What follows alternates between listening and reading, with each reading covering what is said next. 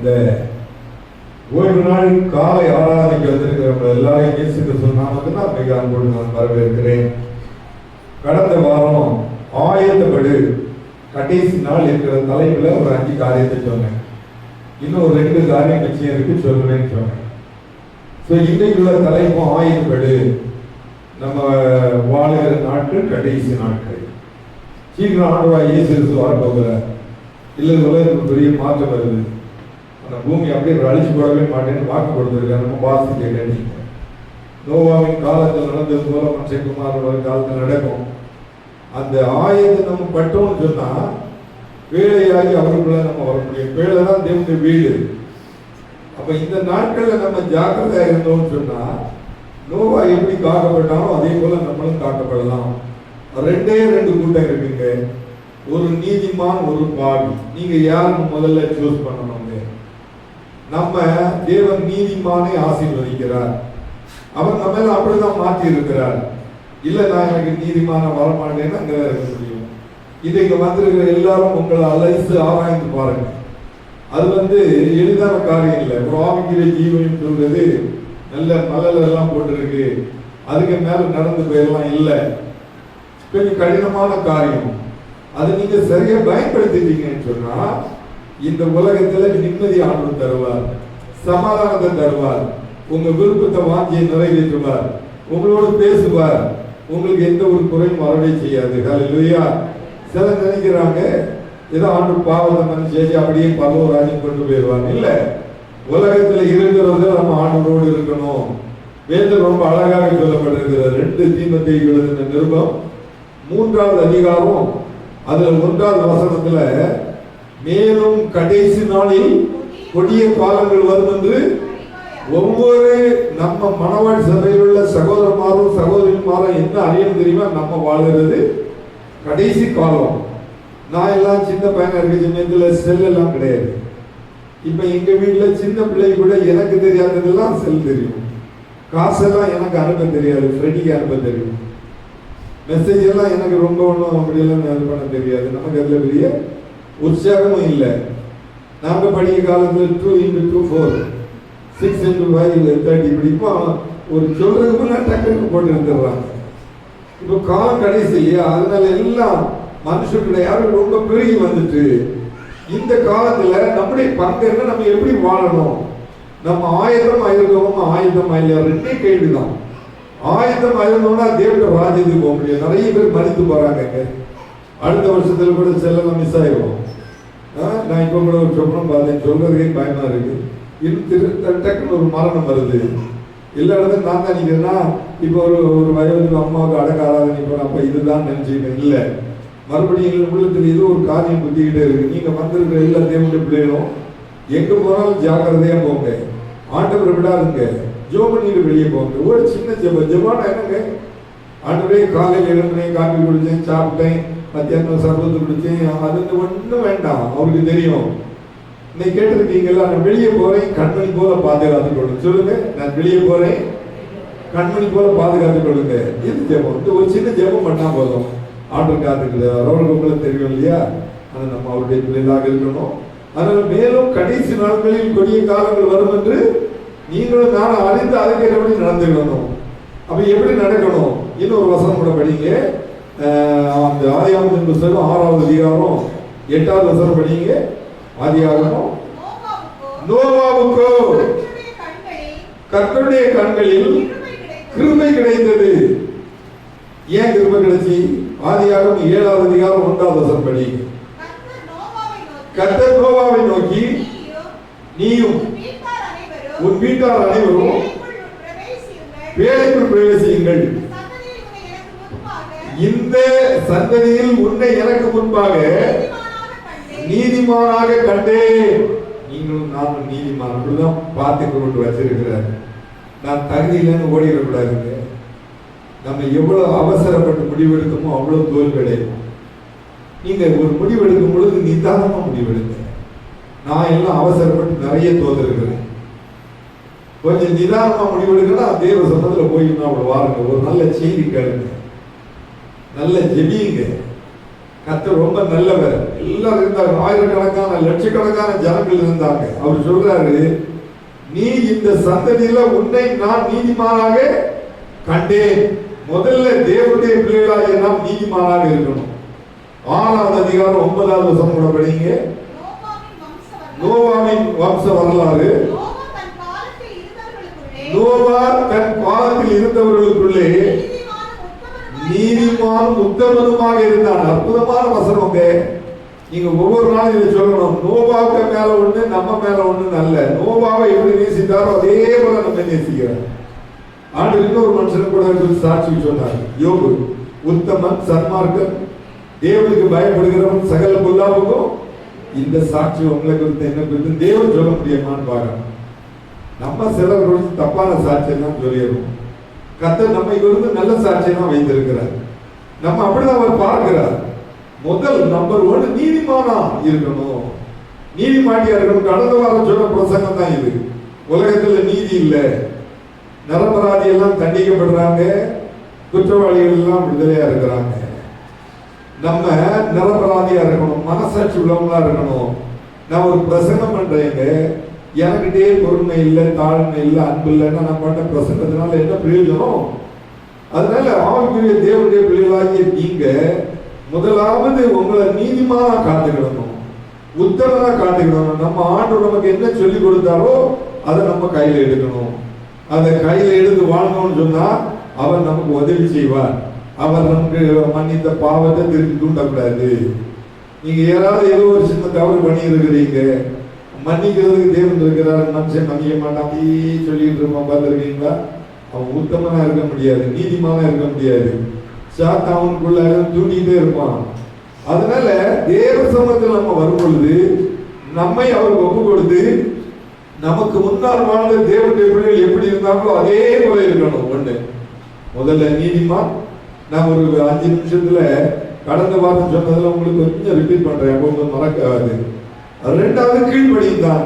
ஆதியாகமத்தின் புஸ்தகம் 6வது அதிகாரம் அதனுடைய 22வது வசனம் படிங்க. நோவா அப்படியே செய்தான். தேவன் தனக்கு கட்டளையிட்டபடி எல்லாம் அவன் செய்து முடித்தான். எவ்வளவு அற்புதமான காரியம்! கடவுள் என்ன சொன்னாரோ அது போதும்.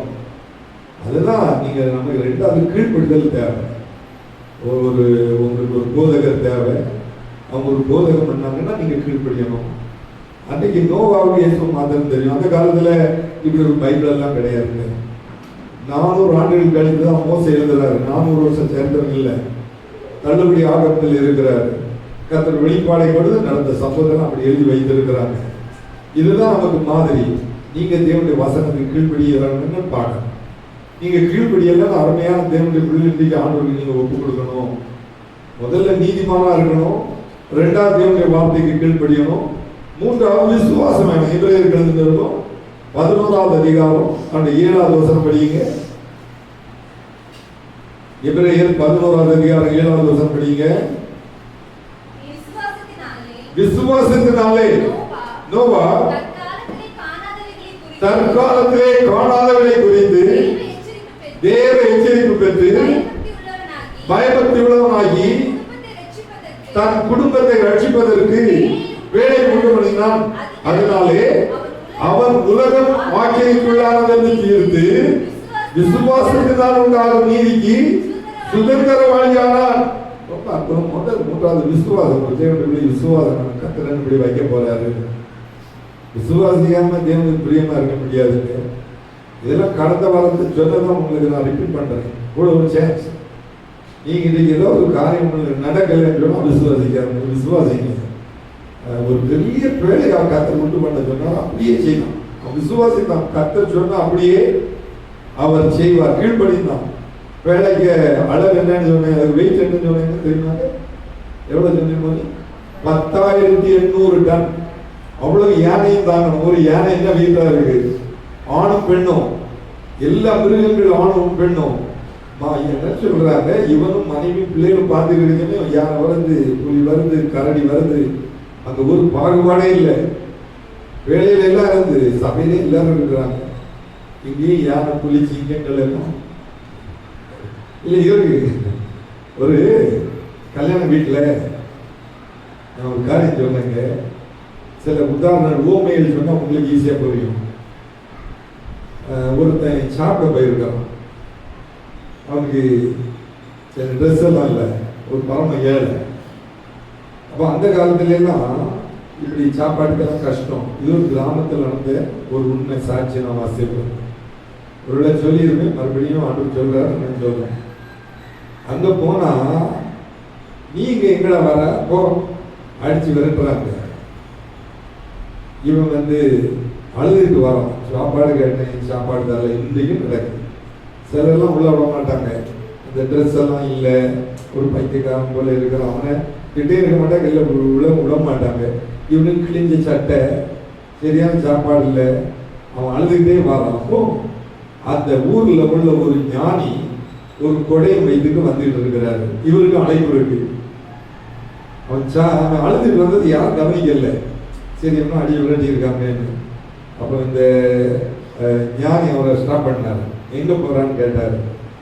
ஐயா நான் சாப்பிட வந்தேன் ஐயா, எனக்கு சாப்பாடு தராம அடிச்சு விரட்டுறாங்க. சரி நீ ஏன் கூடவா, நான் உனக்கு சாப்பாடு தரேன். இல்லை ஐயா நான் அடிச்சுட்டாங்க, அந்த இருக்கு பந்தலுக்கு முன்னால சாப்பாடு கொடுக்கறதுன்னா பெரிய பெரிய வீரர்கள்லாம் நிற்கிறாங்கன்னு சொல்ல. இல்லை நான் உனக்கு சாப்பாடு வாங்கி தரேன் அப்படின்னு கூட்டிட்டு வராரு. இவர் ஒரு ஞானி. கூட்டிட்டு வந்தா இவங்களை கண்டவுடனே இவருக்கு பின்னால போறான். இவருக்கு ஒரு மதிப்பு இருக்கு. அவரை ஒன்று நாங்கள் ஏற்கனவே அடி தந்து விரட்டி இருக்கோம், திருப்பி சாப்பிட வரை ஓடுன்னு சொன்னாங்க. அப்போ அவர் சொன்னாரு, தயவு செய்து நீங்க அவனை ஒன்றும் சொல்லாதுங்க, எனக்கு சாப்பாடு தருவீங்களா? ஆமா எனக்கு சாப்பாடு வேண்டாம்னா எனக்கு பசி இல்லை, இவனுக்கு கொடுக்க போறேன். அதனால இவர் அங்கே போனார். இவர் ஒரு கனமான மேலே வைத்தாங்க, இவனை கீழே உட்கார வைத்தாங்க. சரி அவரு சொன்னா வேற ஒன்றும் சொல்ல முடியாது. அவன் இவர்கிட்ட இருந்துக்கிட்டான். அவங்கள பார்த்து பார்த்து பயந்து பயந்து இருக்கிறான். சாப்பாடு வந்துச்சு, வேகமா சாப்பிடுறான். இவன் ஏழை இல்லையா, அதனால வேகமா சாப்பிடுறான். அப்ப சாப்பிட்டு இருக்க சமயத்துல இவர் கேட்கிறாரு, உனக்கு போதுமானு கேட்டார்ல, எப்படி இருக்கு? நல்ல ருசியா இருக்கு ஐயா, ரொம்ப தேங்க்ஸ்ன்னு சொன்னான். அப்ப இவர்கிட்ட ஒரு இங்க உள்ள ஜனங்களை எப்படி பாக்குறான்னு கேட்டாரு. எல்லாரும் சாப்பிட்டு இருக்காங்க, எல்லாம் ஆணும் பெண்ணுமா பாக்குறேன்னு சொன்னான். இவர்கிட்ட ஒரு ஞான கண்ணாடி இருந்து, இந்த கண்ணாடியை கலட்டி அவங்க கண்ணுல வைத்தார். கண்ணுல வைத்தா இவன் பக்கத்துல எப்படி பார்த்தா டக்குன்னு எழுப்பிட்டான். ஏன்னா பக்கத்துல ஒரு நல்ல பாம்பு இருக்கு, இவனுக்கு பக்கத்துல ஒரு நல்ல பாம்பு இருக்கு, இந்த பக்கம் ஒரு புலி இருக்கு. இதை பார்த்து எழுப்பி நிற்கான். டக்குன்னு கண்ணாடியை கலந்துட்டாரு. இங்க பார்த்துக்கிட்டு உட்கார்ந்தான். இப்படி சம்பவம் நடந்துகிட்டு இருக்கு. அப்ப இவர் கேட்டாரு, கண்ணாடியை கலந்து வச்சுக்கிட்டு, நீ எதுக்கு எழுப்புனான்னு கேட்டாரு. ஐயா யானை இருக்கு, புலி இருக்கு, கடுவா இருக்கு, பாம்பெல்லாம் நிக்கி, இதுக்கு மத்தியில நானும் சாப்பிட்டு இருக்கிறேன்னு சொன்னாரு. அப்ப அவர் சொன்னாரு, நீங்க எல்லாரும் மனிதர்கள் தான் இருக்கிறாங்க. ஆங்காங்கு நீ ஒரு மனுஷனை பார்த்தாலும் மனுஷனை பார்த்து ஆங்காங்கு ஒரு மனுஷனை பார்த்தேன், அவங்கதான் மனுஷ பிறவி, மற்றவங்க இதெல்லாம் இருக்குன்னு சொன்னாரு.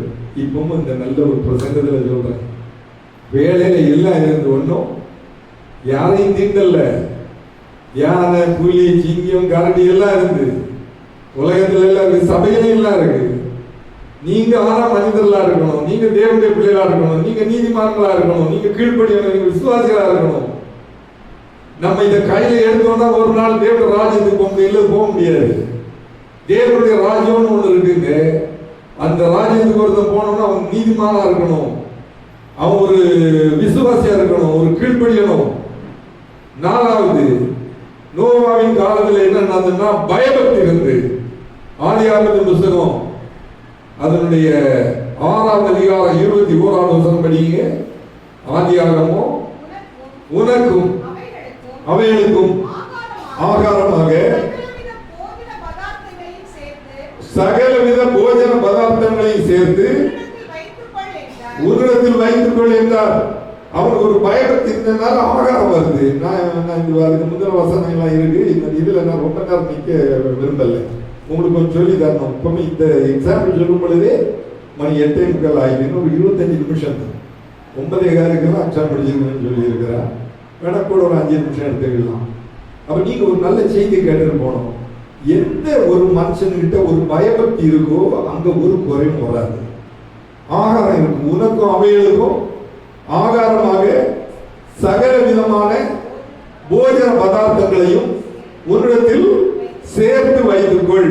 அப்ப தேவனுடைய பிள்ளைகளாகிய நீங்கள் ஒரு பயபக்தி உள்ளவர்களாக காணப்படணும். 7வது அதிகாரம் 11வது வசனம் படிங்க. நோவாவுக்கு 600ஆம் வயதாகும் வருஷத்தில் 2ஆம் மாதம் 17ஆம் தேதியாகிய அந்நாளிலே மகா ஆழத்தின் ஊற்றுக்கண்கள் எல்லாம் இந்த பயபக்தி உள்ளவனுக்கு சுகம் வருது. இவனுக்கு எத்தனை வயசு? எங்க 600 வயசு, 30-40 வயசுலயே மூச்சு விட முடியல, எலும்ப முடியல. ஒருத்தர் தூக்கிதான் உடனே அந்த தாத்தாக்கும் பாட்டியும் பாருங்க, 600 வயசுனா நம்ம வேணா கூட ஒரு 10 வயசு குறைவா இருக்கும்.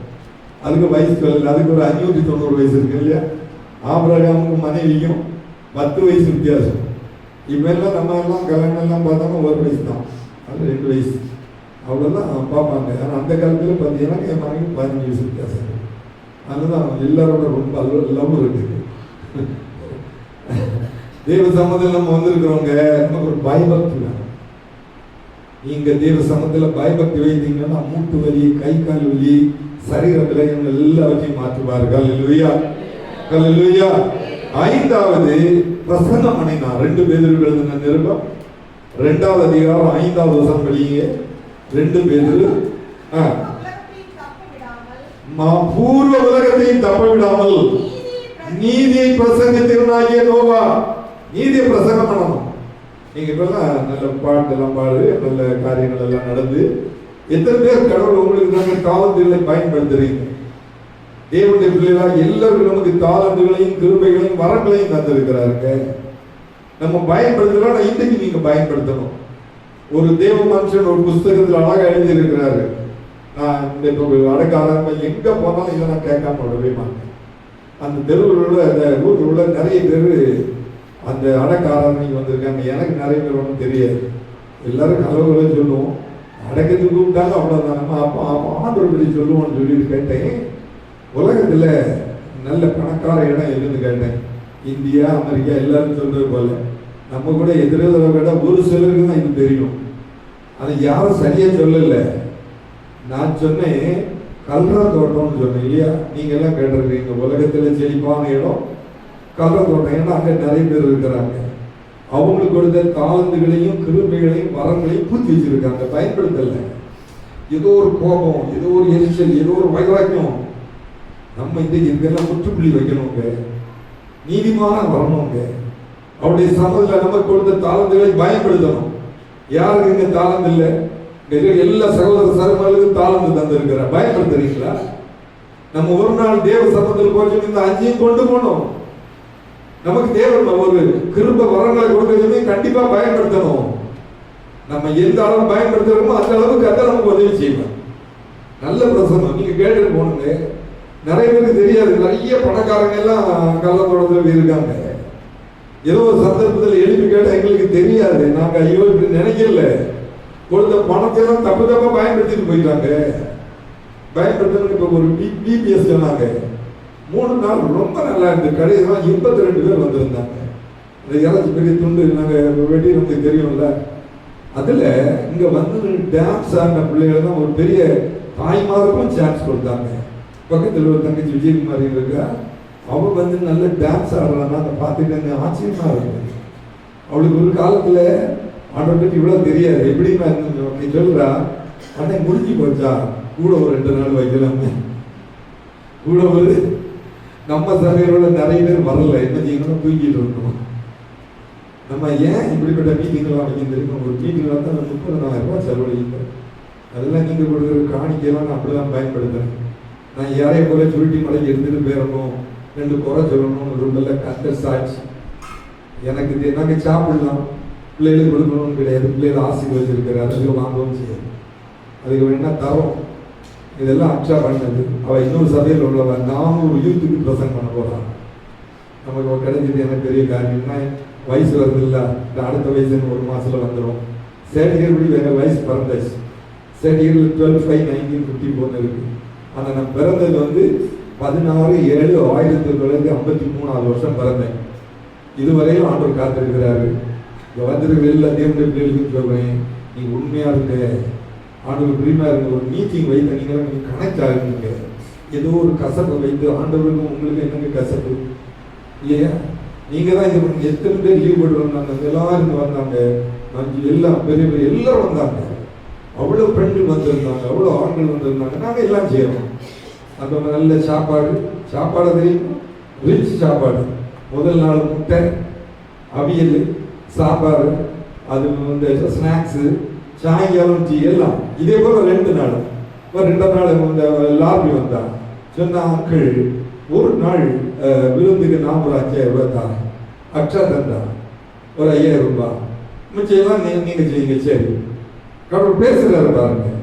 நான் கேட்கல, உங்கள்கிட்ட யார்ட்டையும் கேட்க மாட்டேன் அப்படி எங்கள் அம்மா சொல்லி தந்துட்டு போகல. ஆனால் நான் ஆண்டவரை நம்புறேன், நீங்களும் நம்புங்க. கொடுத்த தாளந்துகளை எல்லாரும் பயன்படுத்தணும். ஒரு மீட்டிங் நம்ம சபையில வைத்தா விசுவாசிகள் யாரும் மிஸ் ஆகக்கூடாது. உங்களுக்கு ஒரு கணக்கு புத்தகம் இருக்குங்க, அதில் உங்க கணக்குல மைனஸ் ஆகணும், நீங்க பிளஸ் ஆகணும். ஆண்டு ஆயுதம் தான் எல்லாரும் ஆசீர்வதிக்கப்பட்டிருக்கோங்க. கர்த்தர் நமக்கு நல்லவராக இருக்கிறார். எனக்கு 5 காரியம் சொல்லிட்டேன். 6வது, நோவா என்ன செய்யலான்னு சொன்னா, தன்னுடைய குடும்பத்தை காத்து கொண்டான். 7வது அதிகாரம் 13வது வசனம் படிங்க. ஆதியாகமம் 7வது அதிகாரம் 13வது வசனம். அன்றைய தினமே நோவாவும் நோவாவின் குமாரராகிய சேமும் காமும் யாபேத்தும் அவர்களுடனே கூட நோவாவின் மனைவியும் அவருடைய குமாரரின் 3 மனைவிகளும் வேலைக்குள் பிரவேசித்தார்கள். குடும்பத்தை காத்திருக்கான். 6வது, அருமையான தேவனுடைய உங்க குடும்பத்தை நீங்க காக்கணும். எதுக்கு தேவ சமத்துல வரணும்? ஒரு தகப்பன் நல்லா ஜெபம் பண்ணணும், ஒரு தாய் நல்லா ஜெபம் பண்ணணும், எப்பவும் சந்தோஷமா இருக்கணும். இருக்கீங்களா? இருக்கிறவங்க எல்லாம் கரங்களுக்கு கத்திரமயப்படுத்துங்க, கத்திரமா ஆசீர்வதிப்பாரு. சிலரை பார்த்தா கப்பல் ஏதோ கலந்துட்டு போல சொல்லுவாங்க, இல்ல கப்பல் கலந்தவங்க தான் இப்படி இருக்கணும். பெண்ணுங்களும் ஆண்களும் நம்ம சபையில வரக்கூடியவங்க எப்போ மகிழ்ச்சியா இருக்கணும். உள்ளத்தின் நிறைவுனா அதுக்கு தானே இந்த உலகத்தில் இருக்கும். நீதிமொழிகள் இருக்கும். 15வது அதிகாரம் 13வது வசனம் படிங்க. நீதிமொழிகள் 15வது அதிகாரம் 13வது வசனம். மன மகிழ்ச்சி முக மகிழ்ச்சி தரும், ஆவி முறிந்து போகும். ஒருத்தர் துக்கப்படுறான். நான் சொன்ன 5 காரியம் 6 காரியம் ஒரு மனுஷன் இல்லைன்னா எப்ப பார்த்தாலும் முறிந்த ஆவிதான் இருக்கும்.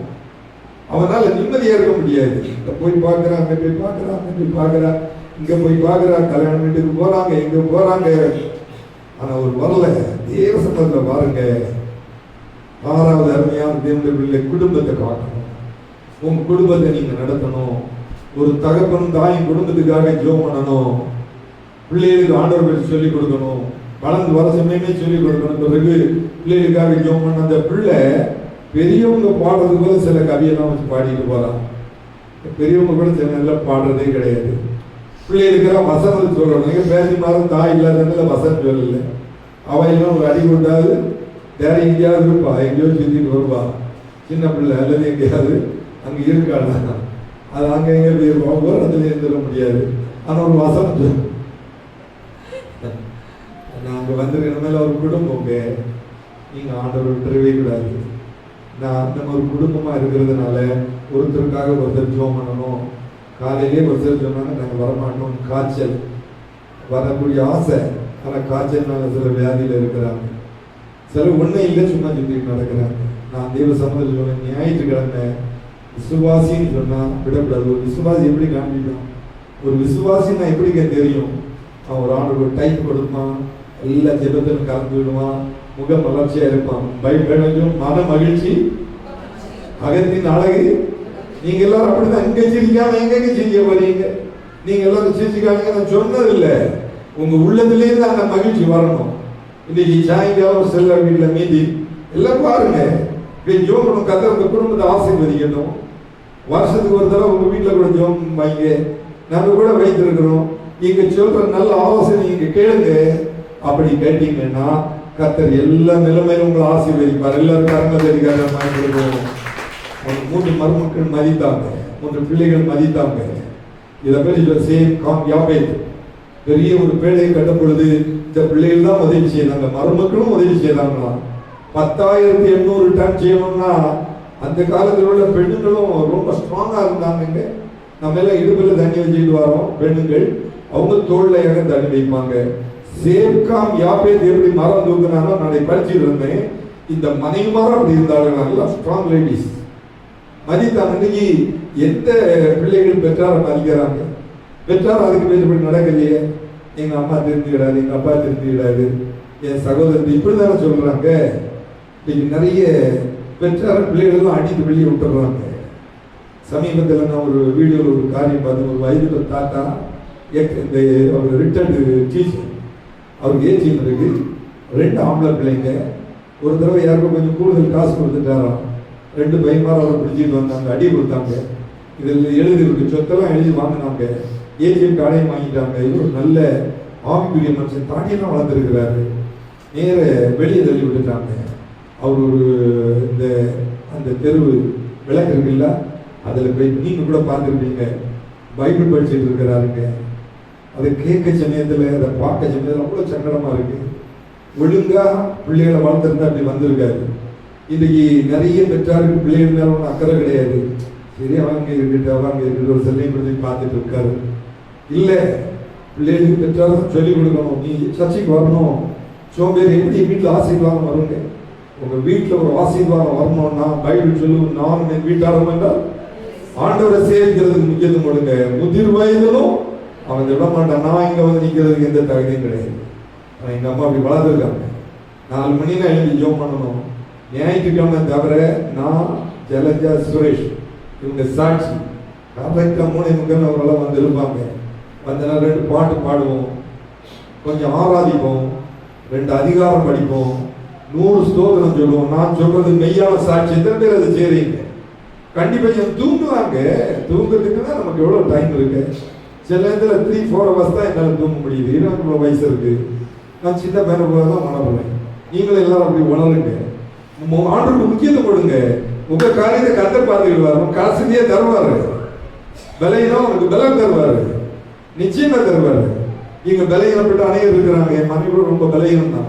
ஆனா எல்லாம் அவன் தான் செய்யணும். 3 மணிக்கு எழுதி டீ எல்லாம் போட்டாச்சு. நல்ல விசத்து இருக்க, நல்ல எக்ஸசைஸ் சொல்லி எங்க ஆமா நீங்க எக்ஸசைஸ் சொல்லுங்க. ஏன்னா நல்ல விசத்து எப்படி விசத்துங்க. இங்க நீங்க கேட்காம இங்க கேட்க போறீங்க. உன் குடும்பம் ஆசீர்வதிக்கப்படணும். அங்க போனா எங்களுக்கு அப்படி, இங்க போனா அங்க போனாலும் உங்களுக்கு எங்க ஆசீர்வதிக்கப்பட்டு அங்கதான் உனக்கு ஆசீர்வாதம். ராஜேந்திரன் அமுதா பிள்ளைகள் எல்லாம் கர்த்தர் ஆசீர்வதிச்சிருக்கிறார். எங்க எல்லாம் போயிட்டு வந்தாங்க, இங்கதான் வராங்க. அவங்க காணியெல்லாம் கொடுக்குறாங்க.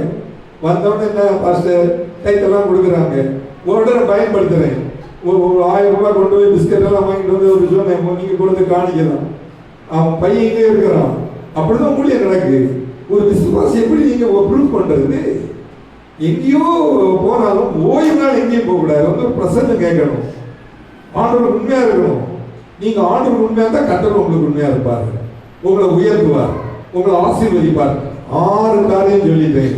நீங்க சொல்ல முடியுமா? ஒவ்வொன்றா சொல்லுங்க பார்ப்போம்.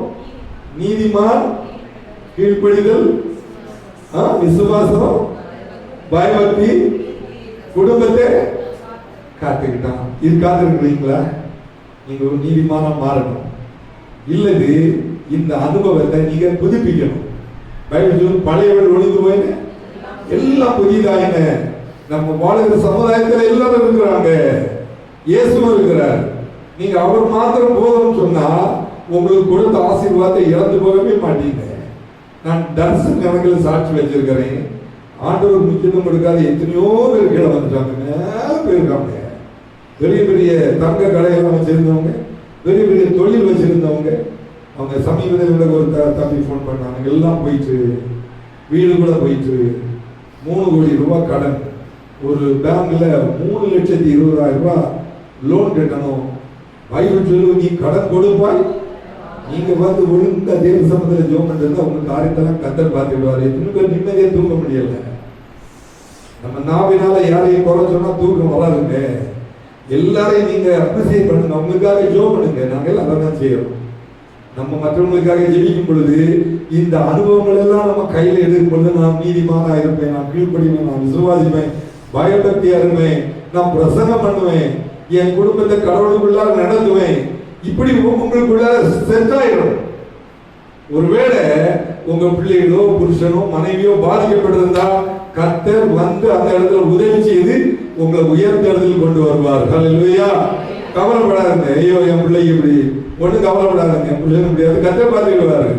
நீங்களா இருக்கலாம். கடைசியா 7வது இவங்கிட்ட இந்த மேலான காரியம் என்ன தெரியுமாங்க? ஆதியாகமத்தின் புஸ்தகம் 8வது அதிகாரம் 20வது வசனம் படிங்க. அப்பொழுது நோவா கர்த்தருக்கு ஒரு பலிபீடம் கட்டி சுத்தமான சகல மிருகங்களிலும் சுத்தமான சகல பறவைகளிலும் தெரிந்து கொண்டு அவைகளை பலிபீடத்தின் மேல் தகன பலியாக ஆராதித்தான். 7வது பாருங்க, இந்த 7 தான். இந்த ஆயுதப்படும் சொல்லக்கூடிய இடத்துல 7 காரியத்தை சொல்லியிருக்கு. நீங்க மறந்துடாதீங்க. இந்த அனுபவம் பலிபீடம் சொல்றது ஆண்டவருக்கு ஆராதனை செய்யணும். பலிபீடம் சொல்றது தேவ சமூகத்தில் வருகிறது, அவருக்கு காணிக்கை கொடுக்கிறது. அவையெல்லாம் செய்யலாம் பாருங்க. ஆண்டவரை நினைவு கூறுறோம். அதனாலதான் ஆண்டவர் சொன்னார், நோவா இந்த சந்ததியில் உண்மை எனக்கு நீங்க சில நேரத்தில் சில இழக்கணும், அப்படியே பேரக்கூடாது. இவன்கிட்ட ஆண்டவர் எல்லாம் சொன்னாரு. வேலையில எல்லாம் வந்து அன்னைக்கு நான் ஒரு சரித்திரம் படிச்சிருந்தேன். அதுல எல்லாம் அப்படி மேக் பண்றாரு, பூமி எல்லாம் அழிச்சிட்டாரு. பிறகு பார்த்தா தொழியும் அப்படிதான் இருந்து, அதுக்கு பிறகு அவர் ஒவ்வொன்றா கத்தரை ஒன்று கொடுக்கிறாரு. இவன் எல்லாவற்றையும் உள்ள போன்னு சொல்லிக்கிட்டு இவன் கேட்டு வந்து பார்த்துட்டு இருந்தானா. அங்க 2 கழுதை வெளியே நினைச்சான். அப்ப அவன் சொன்னானா, உள்ள போ பிசாசான்னு சொன்னான். யார்கிட்ட சொன்னது உள்ள போ பிசாசுக்கு நான் உள்ள போயிட்டான்.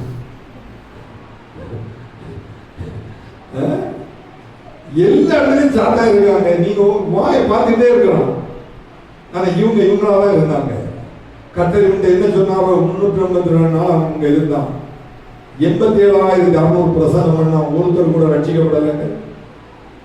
ஆனா இவன் குடும்பத்தை காத்திருக்கான். அருமையான தேவனுடைய பிள்ளைகளே, நீங்க கடவுள் உங்களுக்கு கொடுத்த தாழ்ந்துகளை பயன்படுத்தணும். பயன்படுத்தி தேவனுக்கு பிரியமான காரியங்களை செய்யணும். இந்த அனுபவத்துல நீங்க உங்களை காத்துக்கிட்டீங்கன்னா நீங்க ஆயத்தப்படுவீங்க. உங்க காரியத்தை கர்த்தர் பார்த்துக்கிடுவார்.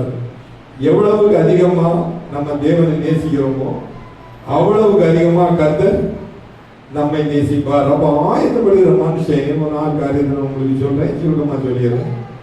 பின்னால பார்க்கவே கூடாது. எசேக்கியேல் தீர்க்கதரிசியின் புஸ்தகம் 1வது அதிகாரம் அதனுடைய 12வது வசனம் படியுங்க. எசேக்கியேல் 1வது அதிகாரம் 12வது வசனம். அவைகள் ஒவ்வொன்றும் தன் தன் திசைக்கு நேர்முகமாய் சென்றது. ஆவி போக வேண்டும் என்றிருந்த எவ்விடத்துக்கும் அவைகள் போயின. போகையில் அவைகள் திரும்பி பார்க்கல. ஒரு நீதிமான் என்ன செய்யணும்? முதல்ல ஜெயம் எடுக்கணும். திரும்பிய பார்க்காதுங்க, யாரையும் பார்க்காதுங்க, முன்னால பாருங்க. இதுக்கு முன்னால உள்ள வசனத்துல 4 சேட்டை இருந்து 4 கால் இருந்து 4 கண் இருந்து எல்லாம் சொல்லப்பட்டிருக்கு. ஒரு எசேக்கியேல் அப்பா ஒரு ஊழியக்காரர். இவருக்கு அதை ஒரு தர்சனம் கொடுக்கிறார். சபை பற்றி ஒரு தர்சனம் கொடுக்கிறார். எசேக்கியேல் 1 சபையை பற்றி ஒரு அதிகாரம். டீப்பான காரியம் சொல்ல உங்களுக்கு புரியாத, சிம்பிளா சொல்றேன். நீங்க எப்ப திரும்பி பார்க்கறீங்களோ, மனுஷனை திரும்பி பார்க்கறீங்களோ, உங்க வாழ்க்கையை திரும்பி பார்க்கறீங்களோ, திரும்பி நல்ல காரியத்துக்கு பார்க்கணும், கெட்ட காரியத்துக்கு பார்க்க கூடாது. பைபிள் சொல்லுது நேர்முகமாய் சென்றது. ஆவி போக வேண்டும் என்ற எவ்விடத்துக்கும் அவைகள் போயின. போகையில் அவைகள் எத்தனை பேர் இருக்கிறீங்க?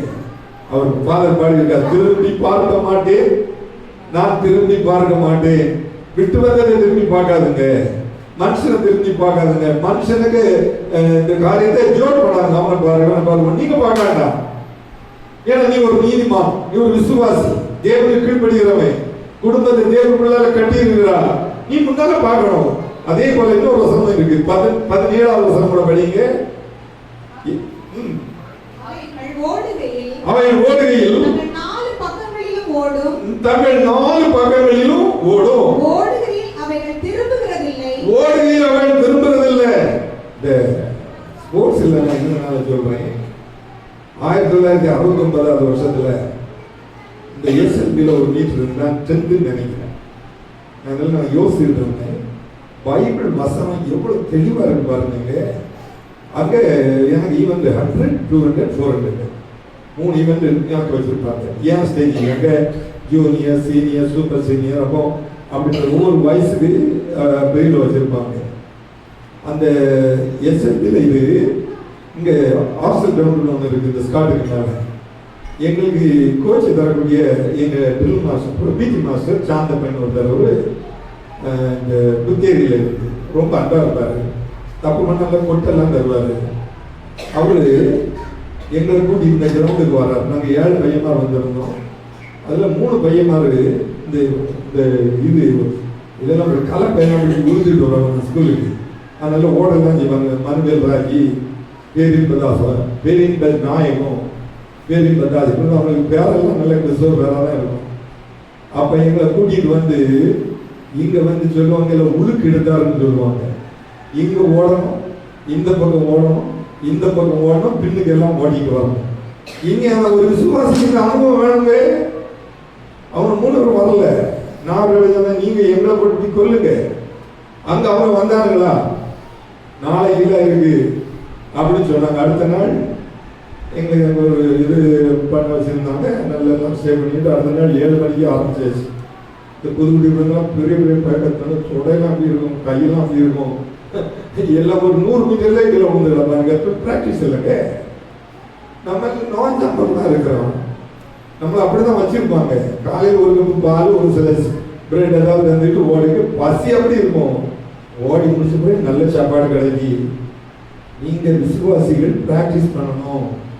ஆவிக்குரிய ஜீவிதத்தை முந்திக்கொள்ளணும்னா உங்களை கத்தர் என்ன வைத்திருக்கிறோ அந்த இடத்துல போகணும். திரும்பி பார்க்கவே கூடாது. எப்போ உங்க வாழ்க்கையில திரும்பி பார்க்கிறீங்களோ அப்பதான் தோல்வி வருது. ஒரு தேவ பிள்ளைக்கு பின்மாற்றம் வரவே கூடாது. இதுக்கு நீங்க தீர்மானம் பண்ணணும்னா, தேவனுடைய சமூகத்தில் வந்திருக்கிறேன், நான் பின்மாறி போகவே மாட்டேன். அங்கேயும் சுத்திட்டு அதனால தான் ஒருத்தரும் பிரைஸ் கிடைக்கல. இங்க ஒழுங்கு எடுத்தார எங்களை பிராக்டிஸ் பண்ண வச்சால நாங்க எல்லாரும் ஜெயிப்போம். சித்தரா ஹோட்டல், அங்க ஒரு ஹோட்டல் இருக்கு, நல்ல ஜூஸ், பயங்கர தோசை, பயங்கர சாப்பாடு. நீங்க 3 பேரும் போங்க, வீட்டுக்கே ஓடிடுங்கன்னு சொன்னாரு. ஆவிக்குரிய ஜீவிதம் அப்படிதான். எல்லாரும் வராங்க, பிராக்டிஸ் பண்றீங்களா? பின்மாற்றம் இருக்கா இல்ல முன்னுக்கு வரணும்? நம்ம எதுக்கு ஒரு ஆஃபீஸ் ஒரு கன்வென்ஷனுக்கு போறோம், என்னதான் சொல்றாங்க, எப்படி கேட்டு அப்படி செய்வோம். அப்படி இது சபை, தேவனுடைய பிள்ளைகளாக நீங்க வளர்ந்த சபை. நம்ம வாழ்க்கையில எப்போ பின்மாற்றம் வருகிறதோ அப்போ நம்ம ஒரு ஆசீர்வாதத்தை பெறவே முடியாது. இதுக்கு தீர்மானம் பண்ணுங்க, நான் நீதிமானா இருப்பேன், நான் விசுவாசிப்பேன், நான் ஜெயம் எடுப்பேன். ஒரு நீதிமானுக்கு 7 காரியம் இருக்கு, திருப்பி ஒரு 4 காரியம் ஜெயம் எடுக்கணும். நம்ம தோக்கவே கூடாது.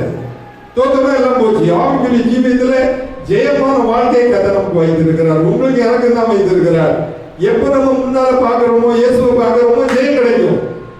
அப்ப நம்ம அப்படிதான் பார்க்கணும். அப்போ இஷ்டம் போல வாழ்றவனுக்கு இங்க இருக்கு.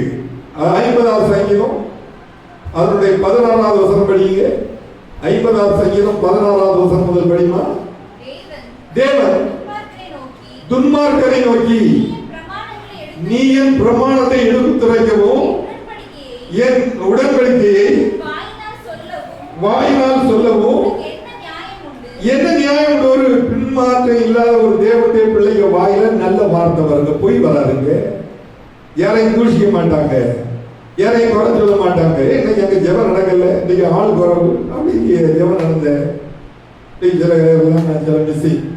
அதனால கத்தர் நாங்களே யாரும் பைபிள் தூக்குவோம், வருவோம், ஜோம் பண்ணுவோம், யாரையும் பார்க்க மாட்டோம். ஒவ்வொருத்தருக்கும் வாய் வேறங்க. எல்லாரும் ஒரே போல இருக்கல. ஆனா தேவன் உங்களை ஒன்று போல பார்க்கிறாரு, எல்லாருக்கும் வைத்திருக்கிறார். நம்ம ஒரு நீதிமான்னு சொன்னா நம்ம அந்த பட்டியலாம் வரோம். அவனுக்கு தான் ஜெயம் எடுக்கணும். எல்லாரும் சொல்றாங்க, அவன் அப்படி ஒண்ணு இல்லையே, இப்படி இருக்கிறானே, இப்படி பேசுறானே, இப்படி செய்யறானே. அவனுக்கு இப்ப ஒரு 16 விதமான காரியங்கள் எல்லாம் சொல்லப்படுது. சீக்கிரம் படி, 1 கூட படி. சிக்ஷையை நீ பகைத்து என் வார்த்தைகளை உனக்கு பின்னாக எரிந்து போடுகிறாய். நீ திருடனை காணும் பொழுது அவனோடு ஒருமித்து போடுகிறாய். உனக்கு பங்குண்டு, உன் வாயை பொல்லாப்புக்கு திறக்கிறாய். நான் சொல்றேங்க, ஒரு பெண்ணோடய ஒரு ஆணோடய பண்றதுதான் உபச்சாரம் நினைக்காதுங்க. குறை சொல்றது அது ஒரு உதாரணத்தை தான் எழுதியிருக்கு. பாவம் எல்லாம் ஒண்ணுதான், பொய் சொல்றதும் ஒண்ணுதான், ஒரு பைசா திருடுறதும் ஒண்ணுதான்.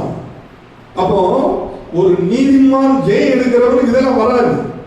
இதுல 20 வசனம் வரையில் 22 வசனம் வரையில் அவ்வளோ நான் வாசி விளக்கம் சொல்ல போகல. ஒரு நாவு சற்பனை.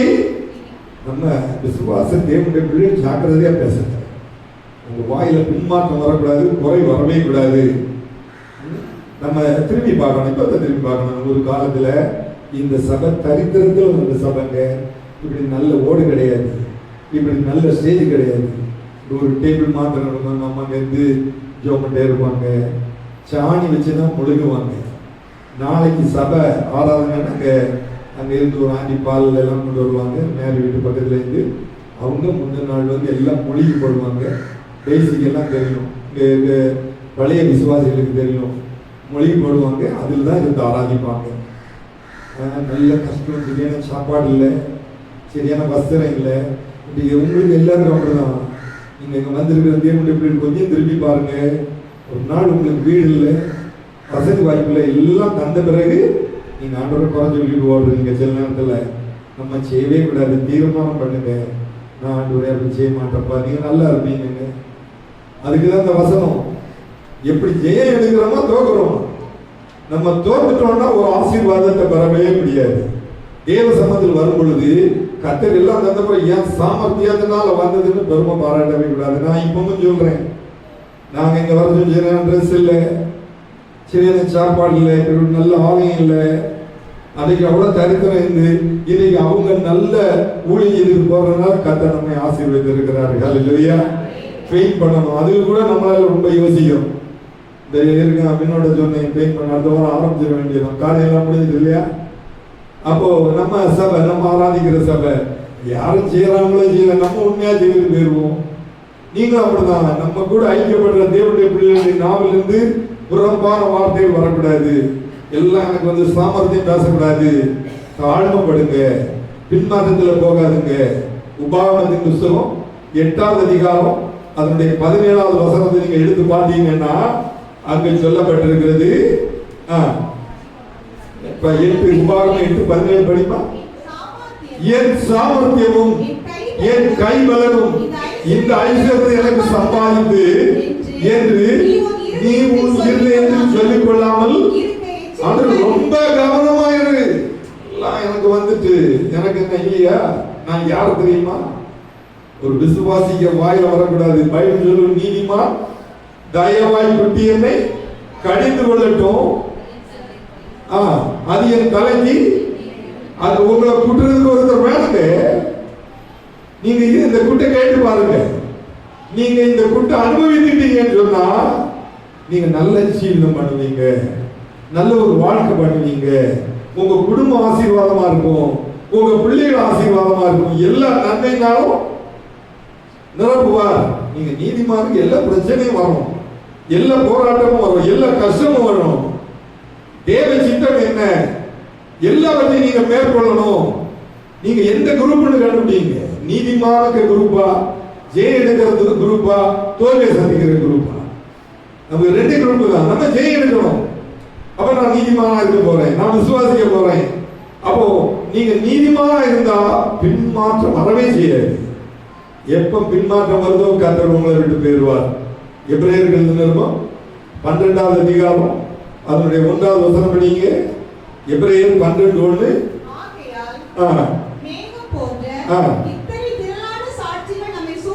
ஆகையால் மேகம் போன்ற இத்தனை திரளான சாட்சிகள் நம்மை சூழ்ந்து கொண்டிருக்கு. வாரமான யாவற்றையும் நம்மை சுற்றி நெருங்கி நிற்கிற பாவத்தையும் தள்ளிவிட்டு விசுவாசத்தை துவக்கிறவரும் முடிக்கிறவருமாயிருக்கிற இயேசு கிறிஸ்துவை நோக்கி நமக்கு நியமித்திருக்கிற ஓட்டத்தில் பொறுமையோடு ஓட கடவாய். நம்ம அப்படி இல்லை, நான் எல்லாம் என்னாலதான், என் சாமர்த்தியம் தான், நான் இப்படிதான் இருப்பேன். கடவுளும் மௌனமா இருப்பாரு. சங்கீதம் 50வது அதிகாரம் சொல்றாங்க, அவங்க இப்படி எல்லாம் இருக்கிறாங்க, அவங்களுக்கு என்ன வந்துட்டு நல்லா தானே இருக்கிறாங்க. பைபிள் என்ன சொல்லுது? 50வது அதிகாரம் 21வது வசனம் தேடப்படாது. இவைகளை நீ செய்யும் பொழுது நான் மௌனமாயிருந்தேன், உன்னை போல நானும் இருப்பேன் என்று நீ எண்ணினாய், ஆனால் நான் உன்னை கடிந்து கொண்டேன், ஒவ்வொன்றையும் உன் கண்களுக்கு முன்பாக நிறுத்துவேன். தேவனை மறக்கிறவர்களே, இது கொஞ்சம் கடினமா தான் இருக்கும். விசுவாசிகளே ஜாக்கிரதையா இருங்க, மறக்கக்கூடாது. எதை விடணுமோ விட்டுருங்க, எதை வெறுக்கணுமோ விட்டுருங்க, பின்மாற்றத்துக்கு போகாதுங்க. இன்னைக்கு உங்களை திடப்படுத்துங்க. நாளை நாள் நம்முடைய நாள் அல்ல. 13 வயசு பையனை இந்த சிஎம்சி ஹாஸ்பிட்டலில் கொண்டு போயிருக்கிறாங்க. 13 வயசு, 60 லட்சம் ரூபாய் செலவு பண்ணி இருக்கிறாங்க. டாக்டர் சொன்னாராம், என் 25 வயசு வரையில் இவனுக்கு ஒரு வியாதி வராதுன்னு. கரெக்டாக 1 மாதம் கழிச்ச உடனே அந்த வியாதி மறுபடியும் வந்து கொண்டு போனாங்க. என்னென்னமோ டாக்டர் பண்ணாங்க. அவர் மெயின் டாக்டர் வந்தார், ஐயோ ஒரு ஆர்கன் அடிபட்டுக்கிட்டே வருது, எங்களால் முடியாது, இங்கே கொண்டு போயிருங்க, நீங்கள் முடியவே செய்யாது. கெஞ்சினாங்க, ஐயா எல்லா சொத்தையும் விற்று நாங்கள் கொண்டு போட்டிருக்கோம், எங்களால் முடிந்ததை தானே செய்ய முடியும். தேவன் நல்லவருங்க. நம்ம இன்றைக்கு அவருடைய வார்த்தையை கீழ்ப்படியலைன்னா நாளைக்கு ஒரு ஆபத்து வர சமயம் கர்த்தர் நமக்கு செவி கொடுக்க மாட்டார். எரேமியா தீர்க்கதரிசியின் புத்தகம் 7வது அதிகாரம் அதனுடைய 14வது வசனத்தை நீங்க படிச்சீங்கன்னா சொல்றாரு, எரேமியா 7:14, என் நாமம் தரிக்கப்பட்டது, நீங்கள் நம்பிக்கை கொண்டிருக்கிறதுமான இந்த ஆலயத்துக்கும் உங்களுக்கும் நான் கொடுக்கும் ஸ்தலத்திற்கும் நான் சீலோவுக்கு செய்தது போல செய்வேன். படிமா, நான் உங்களுடைய எல்லா சகோதரமாய் எப்ராயிம் சந்ததி அனைத்தையும் தள்ளி போடுவது போல உங்களையும் தள்ளி போடுவேன் என்று கர்த்தர் சொல்கிறாரு. சில நேரத்தில் கொஞ்சம் கடினமா தான் இருக்கும். நான் எல்லாம் உங்களுக்கு பிளஸ் பண்ணிட்டே போனேன்னா, ஆனா கர்த்தர் இதெல்லாம் சொல்லுன்னு சொல்றாரு. நீ தேவனை மறந்தா கர்த்தர் மறந்துடுவாரு. நீ தேவனை அசட்டை பண்ணா ஒரு நாள் வரும், அது வந்துடக்கூடாது. அதுல இது ஒரு எச்சரிப்பாயிடுங்க. பைபிள் இதெல்லாம் இருக்கு. 16வது வசனத்துல என்ன சொல்றாரு? இந்த ஜனத்துக்காக செய்ய வேண்டாம், அவர்களுக்கு இந்த ஜனத்துக்காக விண்ணப்பம் பண்ணாத. அத்தனை மருந்த மறக்கிறான். பைபிளில் ஒரு தரம் பிரகாசிக்கப்பட்டும் பரமையை ருசி பார்த்தோம், பரிசுத்தாவை பெற்றும் மறுதலுக்கு போகிறது திரும்புறது. நமக்கு ஏன் சின்னதில் எச்சரிப்பு செய்தி ஆண்டு தராரு தெரியும். ஆக்சுவலாக பிரசன்ட் பண்ணணும். நான் ஒரு வாரமா இதை பிரசன்னத்தை தயார் பண்ணியிருக்கேன். நீங்க எல்லாரும் கடவுள் ராஜ்யத்துக்கு வரணுங்க. நானும் நீங்களும் அங்கே போகணுங்க. நம்ம அப்பா அம்மாவை பார்க்கணுங்க. எனக்கு ஒரு நம்பிக்கை இருக்கு, அந்த அம்மாவை பார்ப்பேன். இந்த 7 மஞ்சு எல்லாம் வந்திருக்கிறா. இந்த மஞ்சு இந்த பிள்ளைகள் எல்லாம் இவங்க தாத்தாவை பார்த்ததில்லை, பார்த்துருக்கீங்களா? ஆனால் ஒரு நாள் பார்ப்பீங்க. ஒரு 80, 70, 90 இவங்களுக்கெல்லாம் அதிகமான வயசு முடிஞ்ச காலம், குறிப்பிட்ட காலம் முடிஞ்சோம், இதில் பார்ப்போம். அதுக்கு தானே நம்ம பைபிள் எடுத்துட்டு வரணும். சிலர் இங்கே ஆரம்பிச்சு இங்கேயே முடிச்சிடறாங்க. இன்னைக்கு நீங்க தீர்மானம் பண்ணணுங்க, இன்னைக்கு ஆயத்தப்படணுங்க, நம்ம ஜெயிக்கணுங்க, விசுவாசம் செய்யணுங்க. ஒரு வியாதி வந்த உடனே டாக்டருக்கு ஓடிடாதுங்க. ஒரு சும்மா ஒரு இருமல் எடுத்தா போதும், உனக்கு வந்துட்டு இவங்களே பிளான் பண்றது. ஒரு சபா ஆராதனைக்கு வர்றதில்லை, ஒரு ஜோம் பண்றதில்லை, அவ்வளவு காசையும் கொண்டு அங்கே கொடுக்கறதுங்க. 1 யோவான் 5வது அதிகாரம், நேரம் இல்லாதனால வேகமா போறேன், 4வது வசனத்தை படிங்க. 1 யோவான் 5வது அதிகாரம் 4வது வசனத்தை படிங்க. என்ன சொல்லும்? என்ன தேவனால் பிறப்பதெல்லாம் உலகத்தை ஜெயிக்கும். நம்முடைய விசுவாசமே உலகத்தை ஜெயிக்கிற ஜெயம். ஒவ்வொரு விசுவாசியும் நீங்க ஜெயிக்கணும், முட்டு போடணும். ஒரு வியாதி வந்தா முட்டு போடணும். முதல்ல ஜெபத்தை ஜோமணி ஹாஸ்பிட்டல் போங்க. இது ஹாஸ்பிட்டல் எல்லாம் கேட்கப்படலாம் முறைதான் ஜெபம். பாஸ்டர் எங்கெல்லாமோ போனோம், ஒன்றும் கேட்கல. என்ன நீங்க ஜோம் பண்ணுங்க, கத்திரத்தை பார்த்துட்டு தான் இருக்கிறாரு. ஒரு விசுவாசி தேவ சமத்துல வந்து எல்லா வசனத்தையும் நான் உங்களுக்கு விளங்கும்படியாக தான் சொல்றேன், வசனத்தோட தான் சொல்றேன். நீங்க இந்த வசனத்தை ஏற்றிட்டு போனீங்கன்னா தேவனால் பிறப்பதெல்லாம் உலகத்தை நீங்க ஜெயிக்க பிறந்தவங்க, ஆயத்தப்படணும். நீதிமான் உங்களுக்கு ஒரு சாட்சி இருக்கு. உங்க கையில என்னெல்லாம் நல்ல காரியங்கள் கொடுத்தாலும் அதெல்லாம் செய்யுங்க. உலகத்தை நீங்க ஜெயிக்கணும். ஜெயிக்க பிறந்தவங்க தோக்க பிறந்தவங்க கிடையாது. உங்களுக்கு தண்டனை கிடையாதுங்க. தண்டனை தேவனை அறியாதவங்களுக்கு. சத்துருக்கு தேவன் தம்முடைய பிள்ளைகளுக்கு செய்ய போகிறதை கண் காணல காது கேட்கல மனிதனால சொல்ல முடியாது. இந்த வசனத்தை ஒருத்தன் கருத்தா எடுக்காம தான் துக்கத்தோடு போவான். தூக்கம் வராது அவளுக்கு தூக்கம் வராது. விசுவாசிகளுக்கு ஒண்ணு சொல்றேன், நீங்க ஓய்வு நாள் ஒரு வசனத்தை கேட்டு போறீங்கன்னா அதுல ஸ்ட்ராங்கா நில்லுங்க. ரோமர்கள் 2வது அதிகாரம் 13வது வசனத்தில் அப்போஸ்தலனாகிய பவுல் சொல்லுகிறார். ரோமர் 2வது அதிகாரம் 13வது வசனம் படிங்க. நியாய பிரமாணத்தை கேட்கிறவர்களுக்கு தேவனுக்கு முன்பாக நீதிமான்கள் அல்ல. ஒரு நிறுத்திக்கமா, எனக்கு ஜோமனை தெரியும், எனக்கு பைபிள் வாசிக்க தெரியும். பாஸ்டர் ஜோமன்னா தான் ஜோமன் நடக்குமா? இப்ப நானே உங்களுக்கு ஜோமன் நடக்காது. இப்படிதான் ஒரு முறை சவுல் ராஜாக்கு ராஜ்யபாரம் போறதுக்கு காரணம் என்ன தெரியுமாங்க? சாமுவேல் செய்ய வேண்டிய காரியத்தை இவரு செய்தார், தோல்வி அடைந்து. அதுக்கு பிறகு அவர் எல்லாம் சரியிட்டார். இது இந்த ஜனங்கள் ரொம்ப அவசரப்பட்டாங்க. நீங்க வாரத்துக்கு லேட் ஆயிட்டு. சாமுவேல் சொன்னாரு, உனக்கு இந்த பதவியை தந்தது யாருன்னு சொன்னாரு.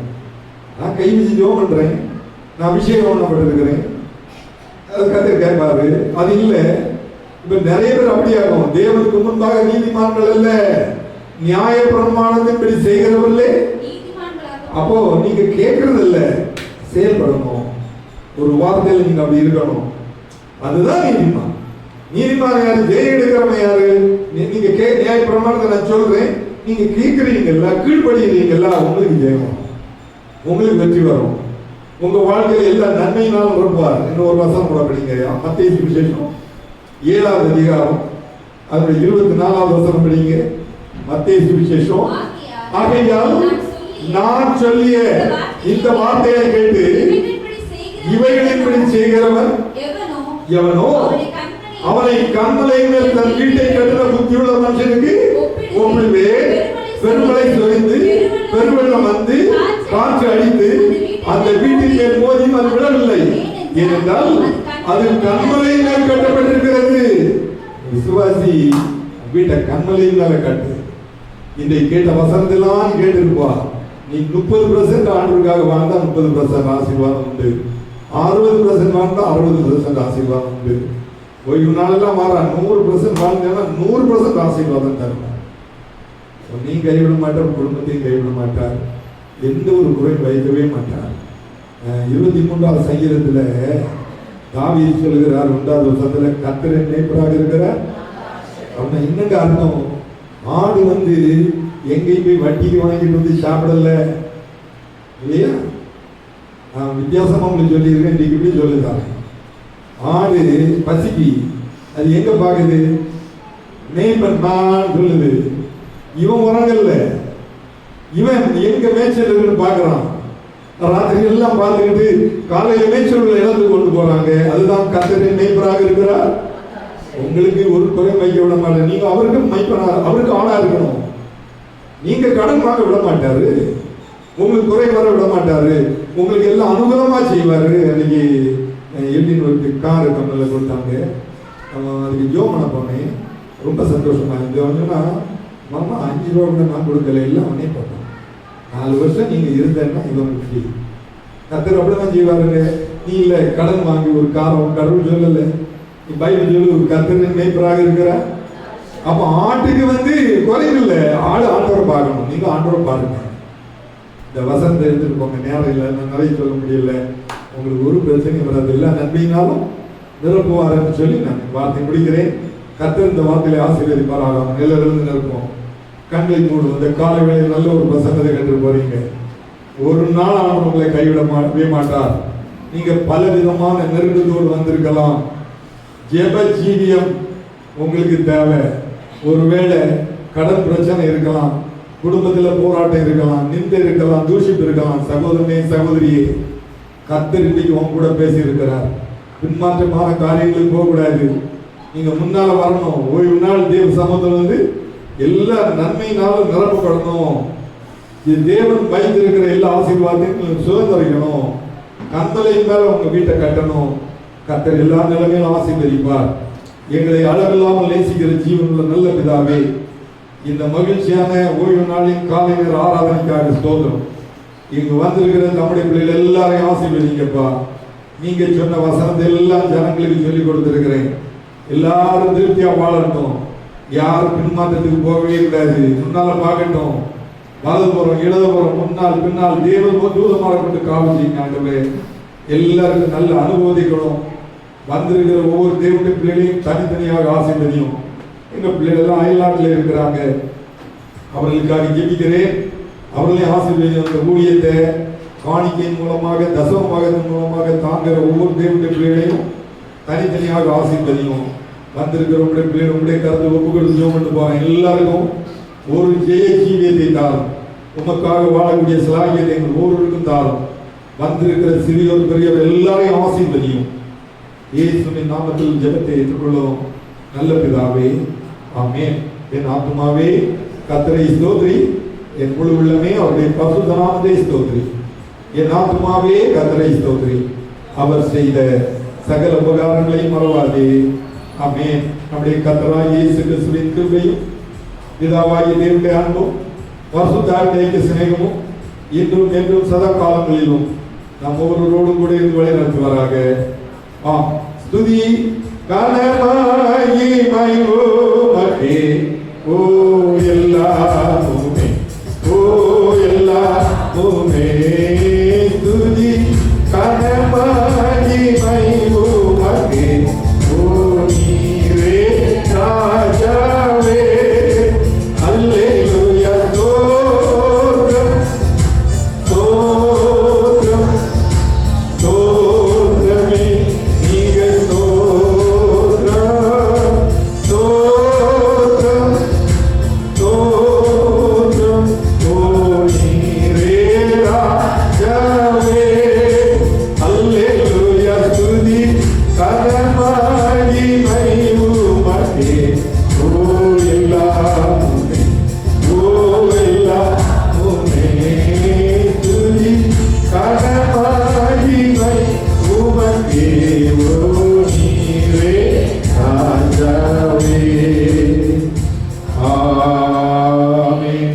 கர்த்தர் தாமே நம்முடைய ஆராதனை ஆசீர்வதிப்பதால் அவருக்கு நன்றியாக அல்லேலூயா சொல்லுவோம். அல்லேலூயா, அல்லேலூயா.